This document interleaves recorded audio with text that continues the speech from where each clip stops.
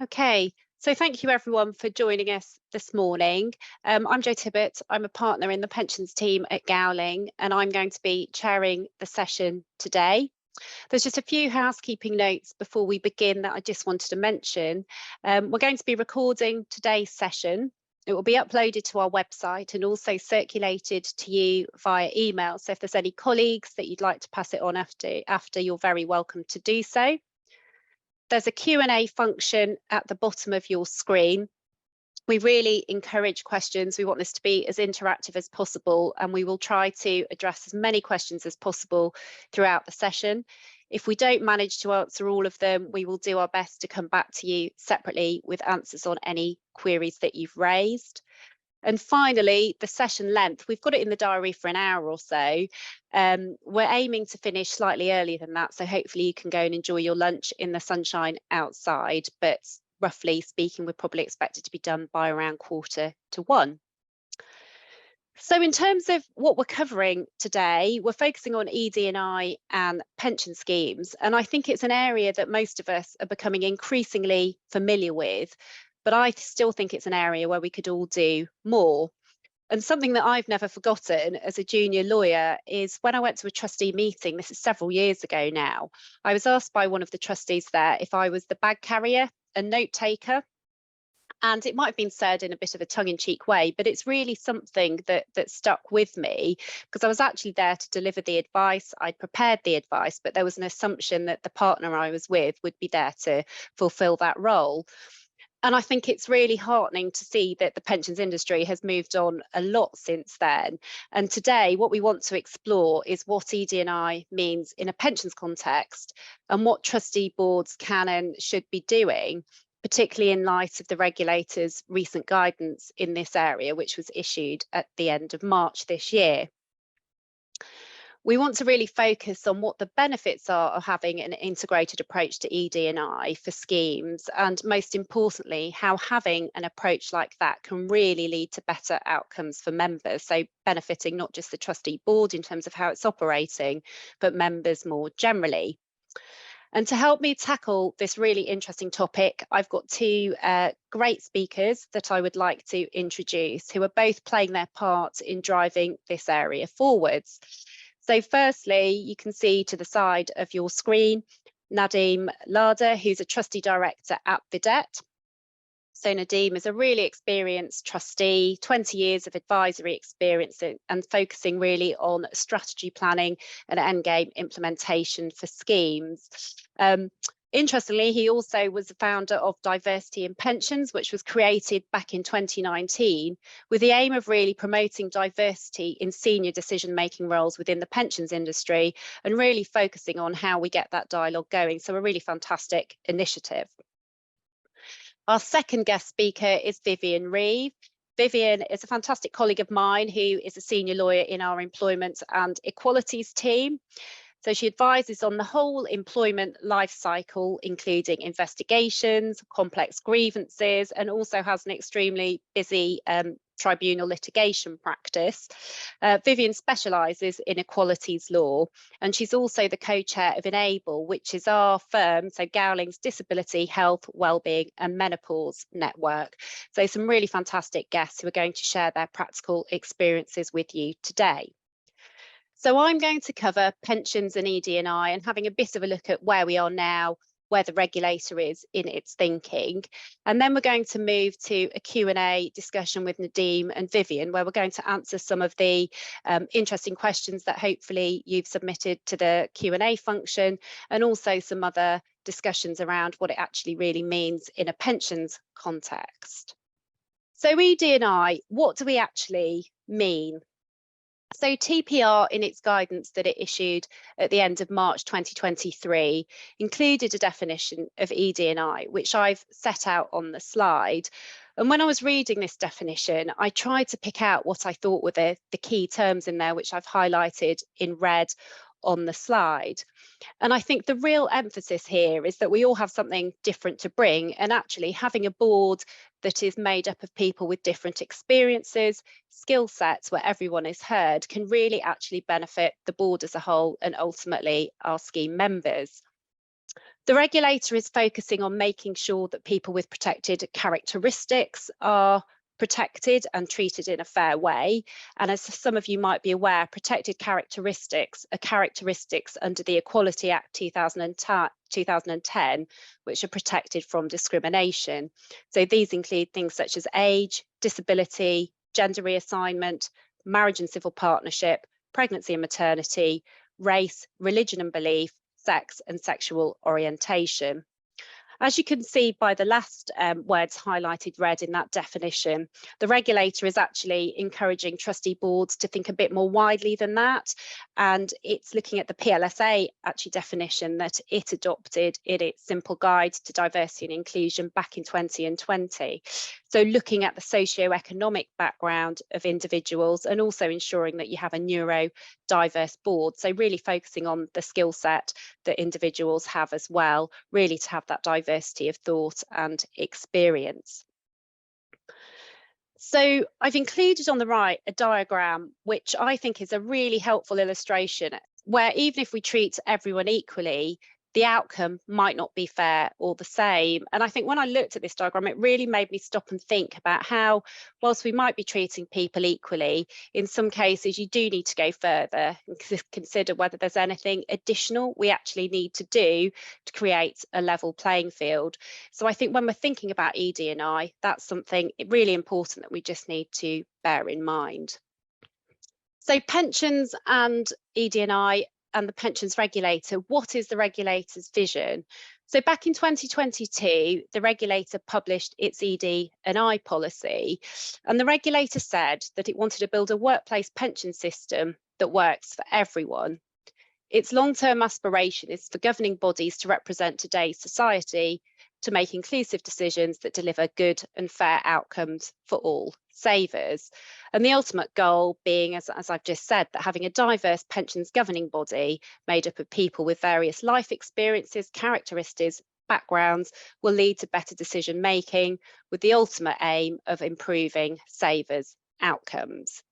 And as a public body, interestingly, the regulator has recognised that it's on its own ED&I journey and that it as an employer needs to do more to become a more diverse and inclusive organisation. And with that in mind, the regulator set out its 3 strategic aims, which are included on the slides. Apologies if that's a bit small, I'll just go through them. So the first one is to be a fair, diverse and inclusive employer. The second one is to build a collective understanding of why pension inequalities occur, and within their regulatory remit, to work in partnership with others to seek to reduce them. And the third one is to promote high standards of equality, diversity and inclusion among the regulated community. So back in 2021, the regulator actually set up an ED&I industry working group to build on actually the practical things it could do to implement its strategic aims. And one of the first deliverables in its action plan was to actually issue the guidance that was issued at the end of March 2023.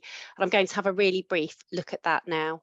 So as I said, at the end of March, the regulator published 2 lots of guidance, one focusing on governing bodies. And what we mean by governing bodies is trustee boards of all pension schemes, and the other focusing on what an employer's role in that process actually is.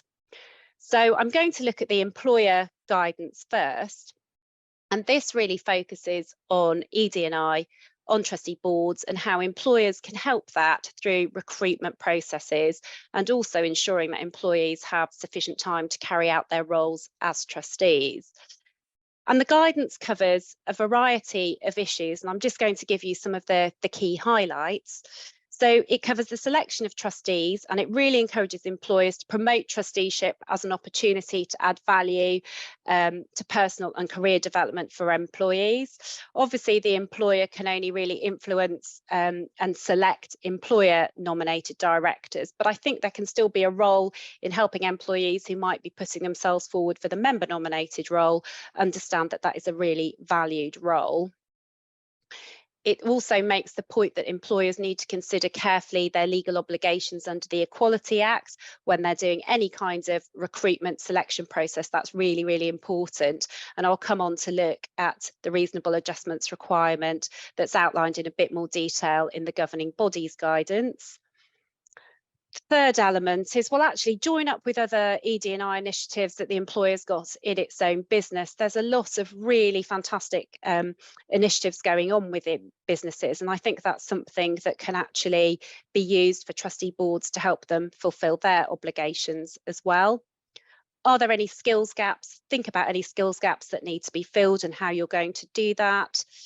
And actually think about how you encourage individuals who are perhaps not in those senior management roles to think about becoming trustees as well.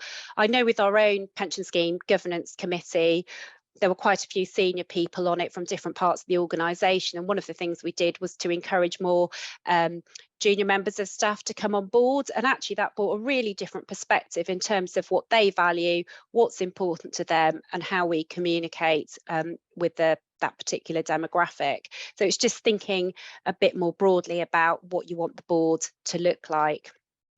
And then I think the final point I'll make, and I'm sure this will come up in the Q&A session, is just around appointing professional trustees. More and more schemes have professional trustees on them. Lots of schemes are moving to professional sole trustees as well. And so actually thinking about the recruitment process, the selection process for professional trustees, ask those professional trustees for their ED&I policy, think about incorporating questions relating to this topic in the tender process, and actually ask them for examples of their own experience, how they've seen ED&I done badly, done well, and what improvements have the trustee board seen from actually focusing on this area. So that's the employer guidance, and I'll just give you a very brief overview of the governing bodies guide. So the regulator very much frames the guidance in terms of the trustees having legal duties to scheme members. Good decision making is key to ensuring those duties are met. And ED&I actually supports robust decision making and effective decision making. And the guidance is intended to provide practical tips to trustees and really outline some initial actions that trustees should be thinking about. Obviously, there'll be some trustee boards that are perhaps further on in the journey than others, but the initial actions the regulator's encouraging trustee boards to take is to get training on ED&I.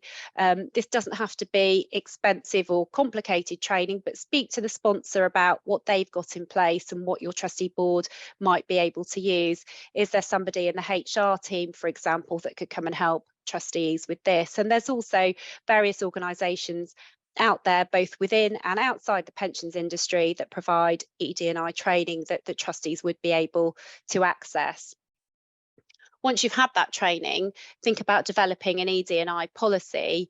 And when you're doing that, having a think about what's your agreed definition, what does ED&I mean to you?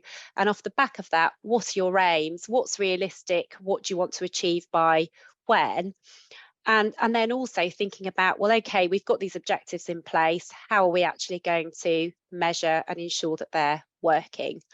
And just linking back to something I touched on earlier, there's a real recognition in the guidance that schemes will be in very different places with their ED&I strategy. And I think that's really important. There's a lot that schemes are grappling with at the moment, particularly with the impending general code.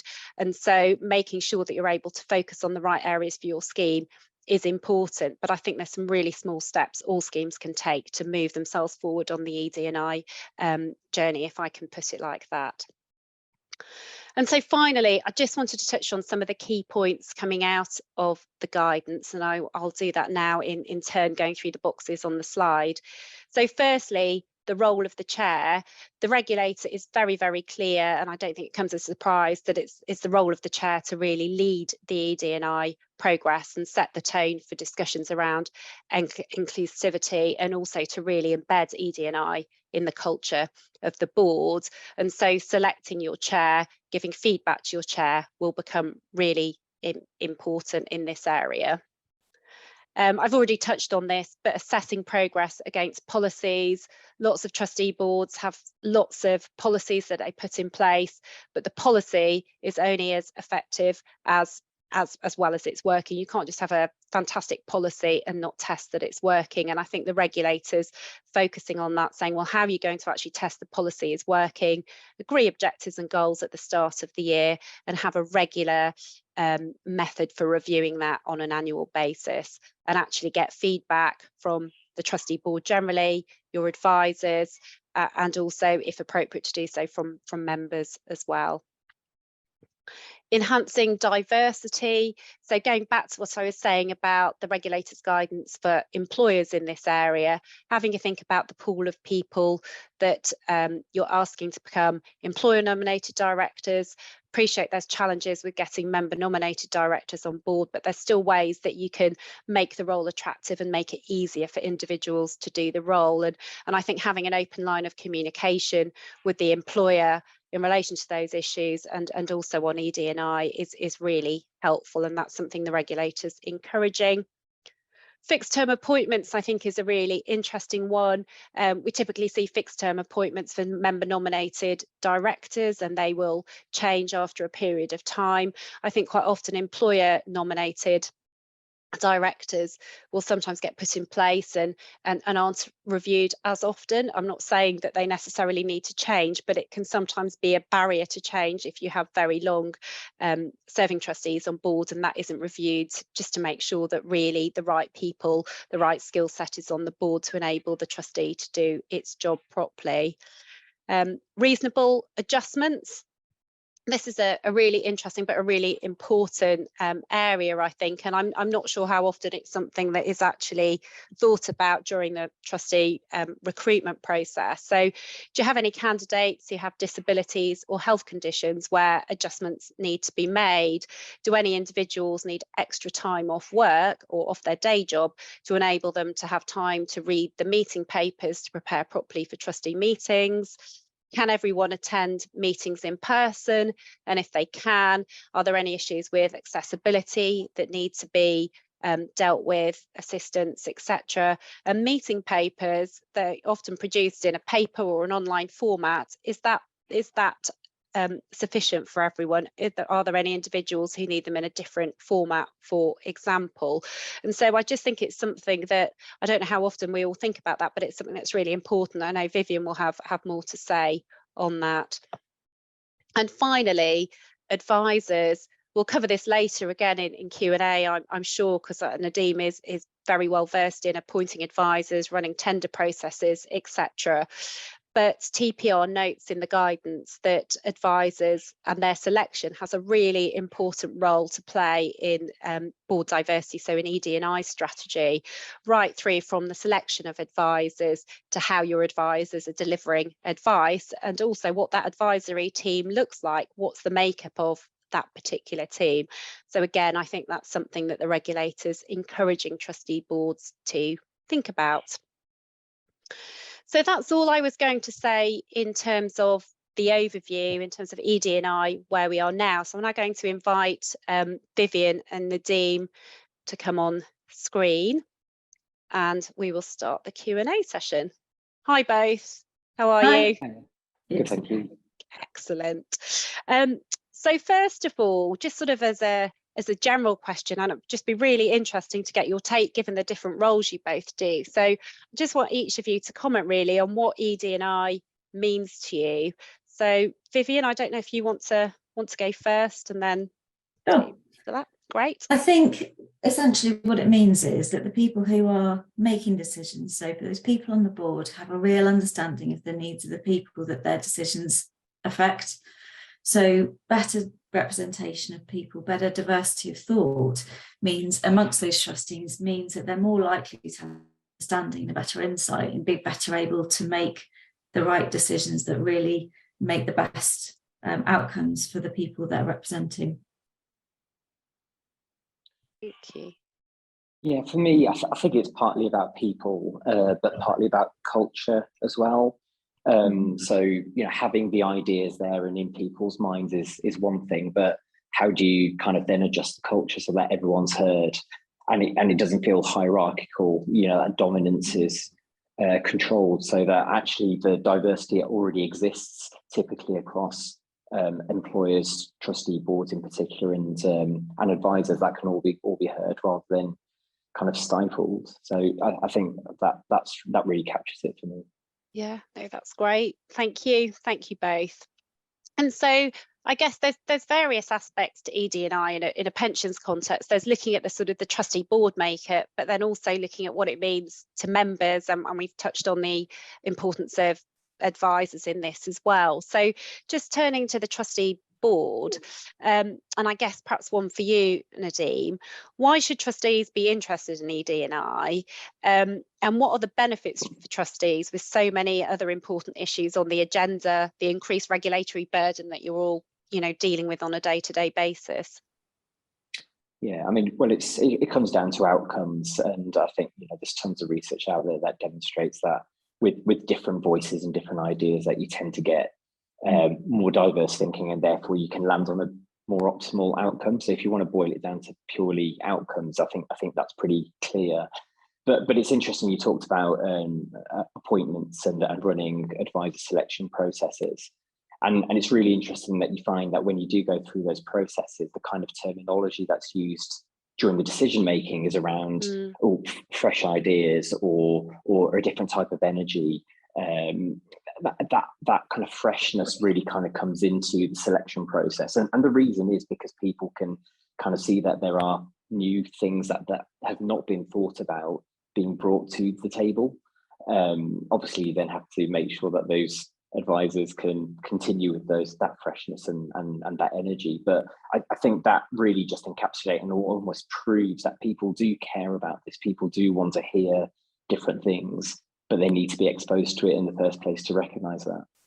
Yeah, I think that's really interesting. We've actually just had a question about how our own E&I, sort of how our Gowling's policy kind of makes the firm more competitive. And I think just touching on what you said, Nadeem, I think it is about bringing those fresh ideas and the different way of thinking. But really importantly for me, and Vivian, you might comment on this, but I've been at the firm for quite a long time now, as have you, Vivian, I think. And one of the reasons that I've stayed for so long is having that culture where whatever level you're at, you do get heard, your ideas get respected. I mean, I think means that helps us retain great people who are happy in their jobs, which ultimately means that you deliver great advice for clients. I don't know if you've got anything you want to add to that, Vivian, but I agree completely. And I think the other aspect of that is that it means that the proof is in the pudding, isn't it? And as you say, it's all very well having a policy, but if nothing actually happens that aligns to that policy, then it's pointless. But I think we see the impact in that people choose to come to the business and will choose where they want to invest, or where they want to be a trustee, based on what they can see. So we have people choosing now to come to us because they know that we are good at supporting people with disabilities, for example. And I think the more you can kind of live that, and I agree completely, if you can see and if you feel that things move on and people's opinions are respected, then it makes a world of difference in every aspect. Yeah, I think that's right. And actually, one of the things I was going to mention, which is not pensions related, but an event we had on earlier this week, which Vivian, it was part of the Enable network, where we had two partners in the team who were wearing effectively a menopause vest, which was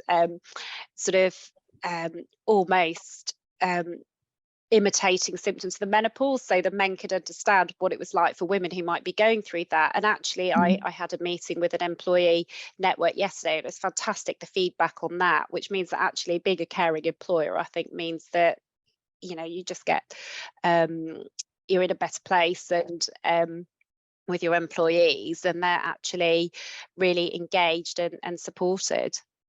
Yeah. Okay. So in terms of trustee boards, where do you actually start? If you're starting from scratch with an ED&I policy, looking at ED&I, where do you start with your governing body? What are the simple changes you could make to encourage that to happen? I don't know who wants to take that. Yeah. Okay.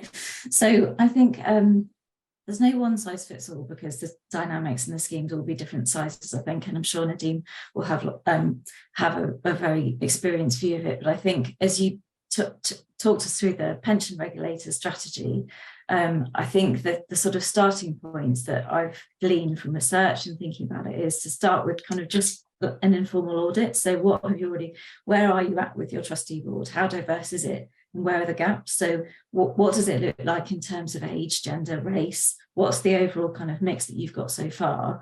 Is anybody open about having a health condition or a disability? How open? What's the kind of trust level? What do people share? In terms of recruitment and succession planning, you talked earlier about not having really, really long appointments so that you can have that fresh view coming in. Do you have a plan? If you don't, can you map out where those skills are that you need to retain, and perhaps where the skills gaps are, and where you need to try and fill those skills gaps and fill that representation gap? And then once you've kind of worked that out and you can figure out that, then it obviously informs your strategy, which can then inform your training and objectives, and it all kind of links together that way. So I think starting with a review of what you've got can then help you inform where you need to go. Nadine, what would you say from practical perspective? Yeah, that's right. And there's a question that just popped up in Q&A, and I think this partially answers that question as well. So from a practical perspective, I think where is the easiest place to kind of frankly get additional diversity into the board? I think that is, we've talked about it before, it probably is amongst the advisory group, frankly.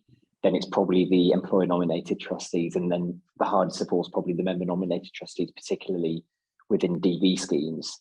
But I come back to the practical elements, and I think it does come down to culture. So once you've got those different people there, once you've spoken to the employer and you've kind of said, like, what skill set do we actually think is going to add most value, rather than just finding the person that's going to put their hand up quickest. And when you're looking at the advisory group, making sure that actually not that they've just got fresh ideas and are keen to talk and put those ideas forward, but actually that they're not overly dominant either, that they're willing to listen to the trustees as peers, not necessarily as people that they need to educate.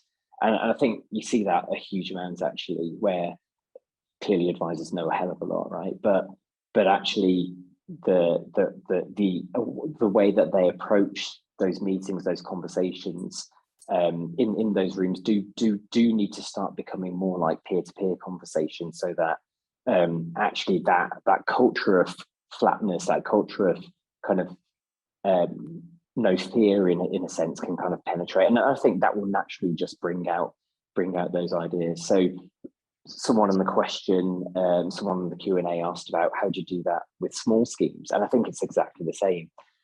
You might have less people, but actually the ecosystem is broader than just the trustee board. It is everyone around that inputs into that trustee board as well.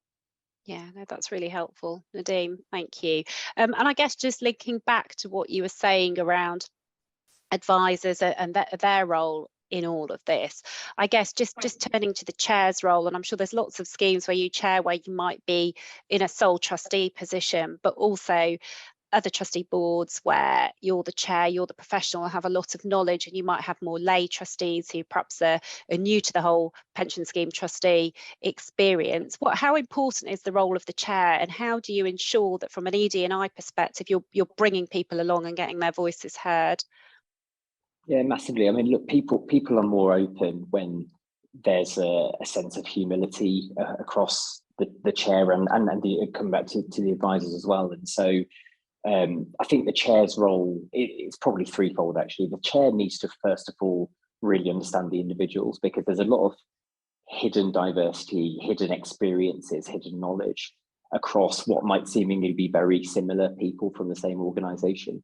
But actually, there are no two individuals that have the same experiences, whether that's kind of early life experiences or even work experiences. So I think it is the chair's responsibility to make sure they really understand those people as human beings, not just as trustees, and also try to have conversations about experiences and how almost coach them into how they can use those experiences and how they are relevant and valuable to the trustee board. Because a lot of lay trustees sometimes kind of sit there and think, look, I don't know about the topic that we're just about to talk about, but they definitely know about the topics that they've been involved in historically, and it's bringing those kind of tangential ideas into the discussion that's really important, rather than just sitting there listening and kind of saying, well, then there's nothing wrong with what I've just heard, so let's go ahead with it.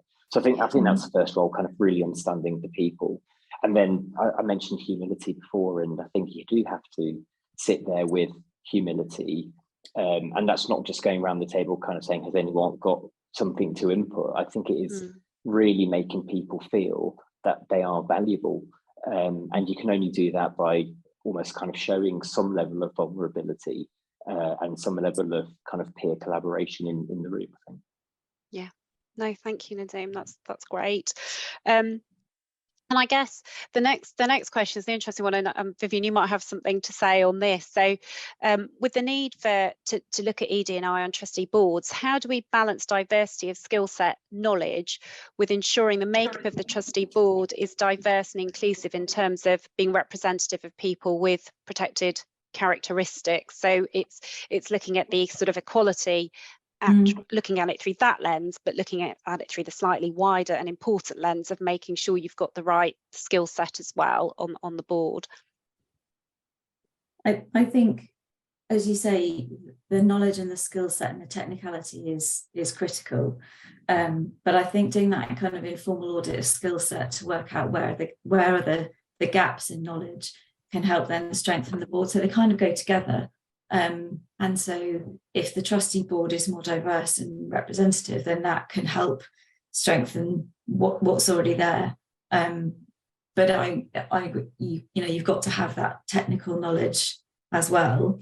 But I agree completely with what Nadeem was saying, in the sense of the chair having that role in understanding really well perhaps the hidden skills of the other people in the team, and being able to bring those out and bring them to the fore. And I think we talked a bit earlier about making sure that balance between dominating voices and making sure, if there are people who are perhaps more reticent, to follow up with them and to try and bring them into that conversation.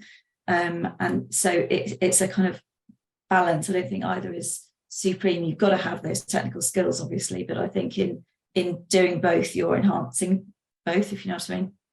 Yeah, no, agreed. I think it's an interesting one about that Nadeem is saying about bringing people in, because I think into the discussion, because I think sometimes the trustee meeting agenda is so busy, the meeting pack is so huge, that actually finding time, I think, to make sure that you've got time for those kind of discussions and hear the voices of everyone is quite hard. I don't know if you have any practical tips in terms of how you do that.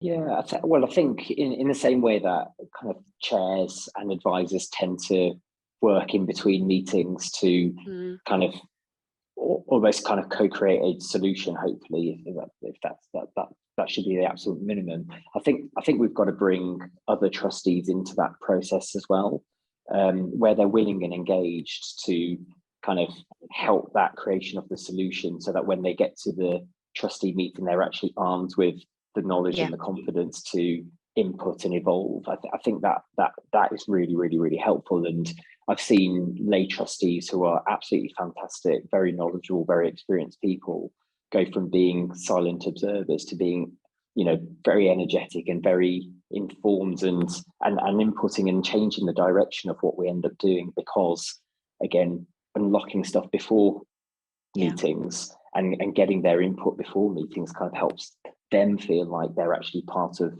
solving the problem, rather than, again, just receiving an answer with a whole bunch of defense around why the answer is the right answer, and then almost kind of being told to accept it, otherwise it's going to take another 3 months to come up with another answer. So I think that's probably my biggest tip.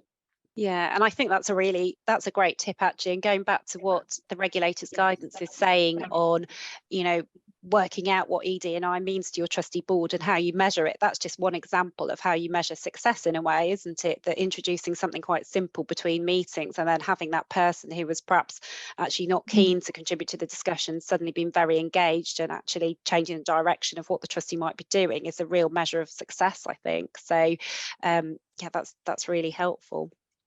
And so turning on to members now, ED&I and the trustee board is one thing, but ultimately we're all here to try and deliver better outcomes for members. So Nadeem, I guess one for you, what role does ED&I have in improving member outcomes, do you think? Yeah, I think we kind of touched on it right at the beginning when we were kind of saying that there's a whole bunch of solutions, and we ideally want to find the best one. If you don't hear the idea in the first place, you're not going to land on the best one most of the time. You're going to land on something suboptimal. So I think, just taking it back to basic, kind of the more ideas there are, the more likely you are to be able to kind of create, maybe iteratively, a solution that is best, whether that we're talking about member security, whether we're talking about increased value, whether, whatever it is. In the absence of idea, and in the absence of having a culture where those ideas can be shared and thought about with time, I don't think you'll get there in the vast majority of cases. So yeah. No, thank you. And I guess one of the things that lots of trustee boards do struggle with, not through want of trying, is actually member interactions. And Vivian, I don't know if you've got any sort of tips, practical examples from the work you do with employees in terms of how you could actually improve interactions with members and make them more inclusive. Thanks. Yeah, I think so. There's some common kind of principles that I think read across quite well. I think the first kind of thing in terms of making things more inclusive is getting the basics right. So giving people the right information that they need at the right time. Not giving them so much information that it's overwhelming, recognizing, I think, that some members will have a much higher technical ability, for want of a better way of explaining it, or they may be more used to these kind of communications than others, and making sure that the language that you're using is plain and simple. So the pensions regulator expects plain English, jargon-free, so that it's more inclusive. It's important to use, if you're addressing members individually, to use their correct pronouns and name, obviously. In more general communication, the regulator advises or guides, suggests rather, using they or them in sort of gender-specific pronouns, agreeing a standard style of communication so that the reader is used to the style and they don't have to try and adapt to different style each time they're reading something, and they can, once they see it's from, they see where it's come from, they can kind of instantly kind of lock into, they know what it's going to be about. And also checking so that if you're using any terms relating to national origin, race, sexual orientation, etc., those things are appropriate. And that's where having a more diverse board is really helpful. In terms of accessibility, disability is one of the main things, and accessibility that we're thinking about in employment space, but also in this space. So the DWP has recently reported that over a fifth of people of the state pension age are disabled, and trustees have a legal duty to ensure communications are accessible to disabled members. So that means thinking about whether members prefer postal communications or online. We do so much online these days, but not everybody is comfortable with that. Not everybody has access to easily or at all. For written communications, it's thinking about whether people can read them easily. So can they, is the font large enough for somebody with poor sight? Do they meet the readability guidelines? So thinking things like the terminology. So rather than using words like purchase, use a word like buy. Instead of approximately, use a word like about, to keep it simple. If if your website and online communications, is the website accessible for people with poor sight? If you use video, is it hearing accessible? Is it easy to access? So one of the things that we do as part of Enable internally is that we help with our internal projects and review things, so that if we have a new training program or anything going out internally, then the team that I work with will often review it just to see if we can spot anything that might be helpful to try and just tweak before it goes out. So for example, if the website is quite busy, if there's sound, if there's different colours and lighting, is that quite distracting for, or is it overwhelming somebody who has any kind of Asperger's type ADHD sort of condition? Is it accessible in terms of whether it can replay or read out, type to you, that sort of thing? And those kind of things are actually not that difficult to do. There's lots of online guidance from disability charities that you can plug into as well. And that sort of thing can really help a member feel that they are being made, that things are being made accessible for them and that they matter. And that just, it's not another thing that they've got to battle through just to be able to get the same access. It goes back to your diagram at the beginning about the three people and what equality and equity means. Yeah, no, thanks, Vivian. That's really, really interesting. And Nadeem, just sort of following on from what Vivian said, in terms of the trustee boards that you work with, I mean, I think in terms of what I often see, there's definitely been a shift to online communications, but I guess I'm not sure how much time is spent considering the types of issues that Vivian's just mentioned, just because of time constraints, budget constraints, all of those kind of things. And I just wondered whether any of the trustee boards you work with have thought more widely about actually what can we do to help our membership, or perhaps that's the next step in the communications journey.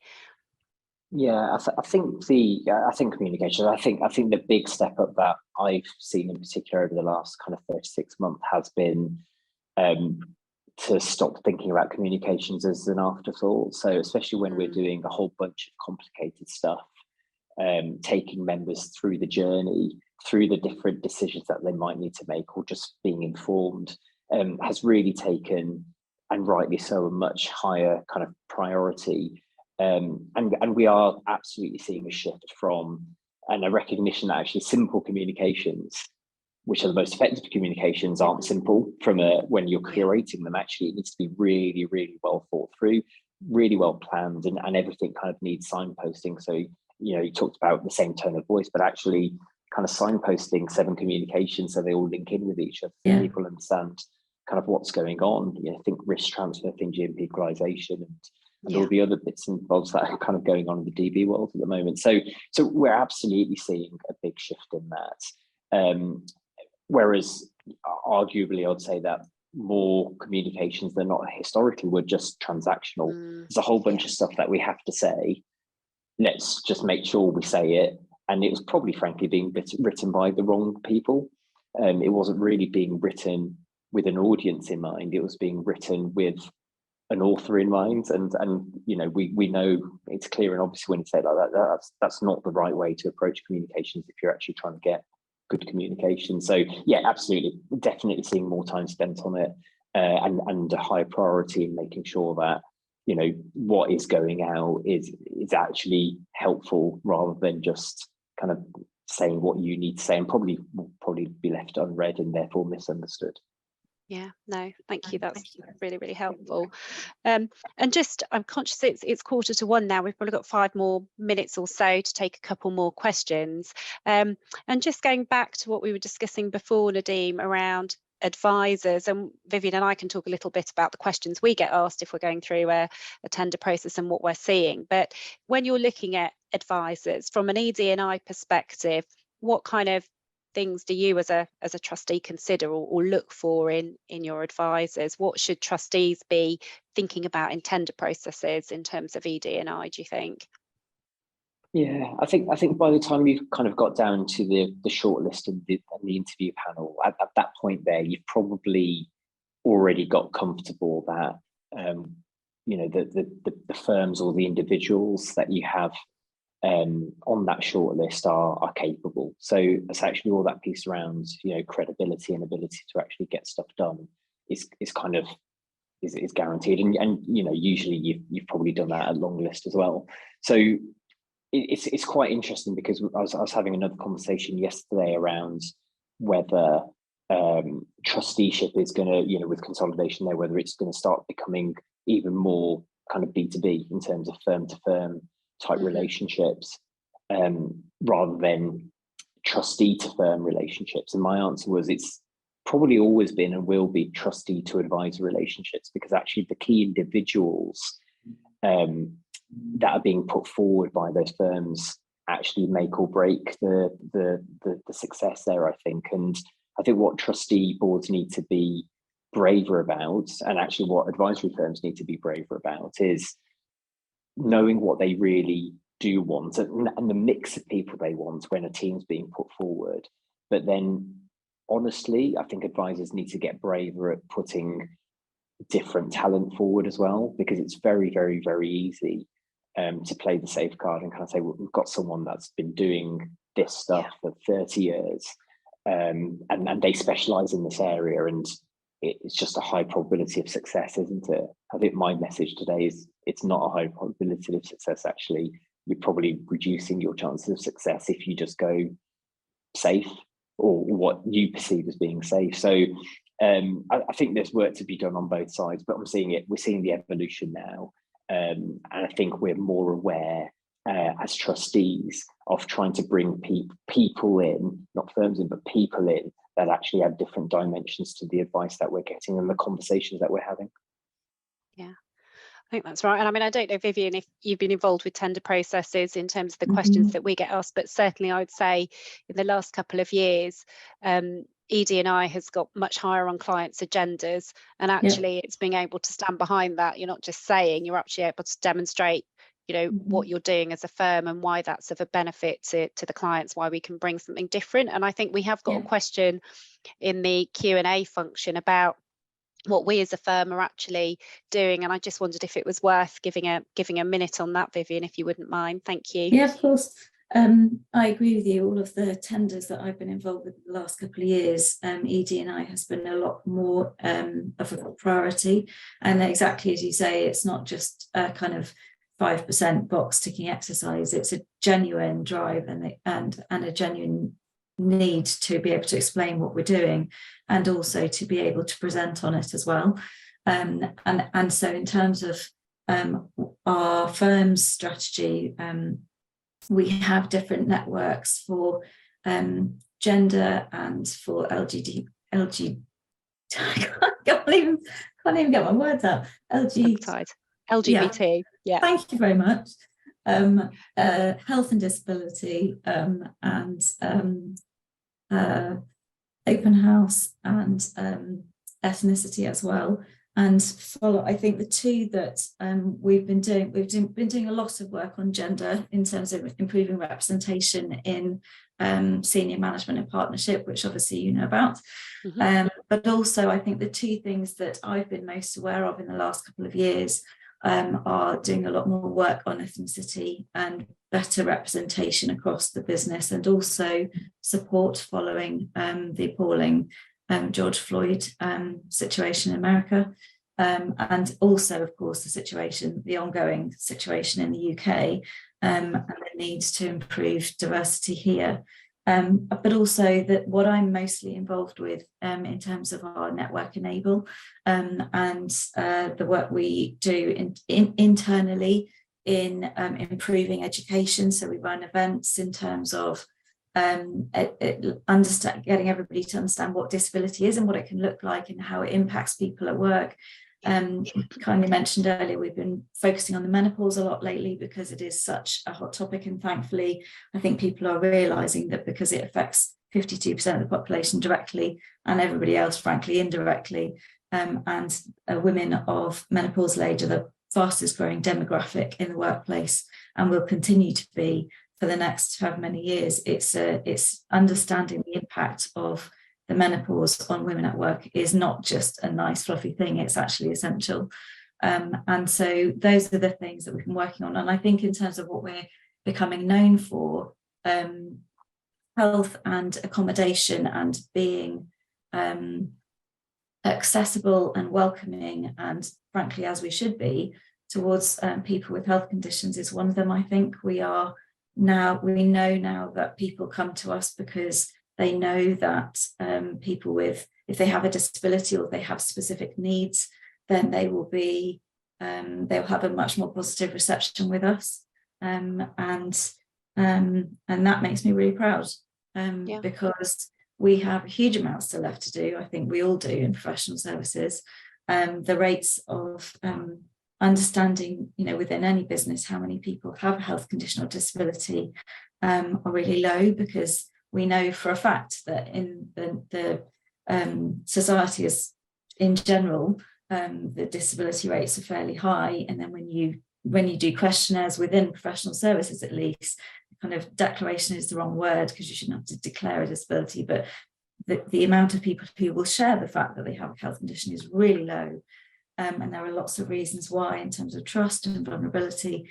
But I feel like we're making good progress, and I think we're starting to be known for that, and hopefully we can continue to build on it. Yeah, thank you very much, Vivian. That was really helpful. So I'm conscious of time, but I wanted to ask our guests one more question. And sort of to give those of you who are trustees on the call a takeaway. If trustee boards could do one thing to improve ED&I, what would it be and why? So Nadeem, I don't know if you want to take that one first. Yeah, I can. It's quite interesting, because I think I've been through a bit of a journey in understanding what the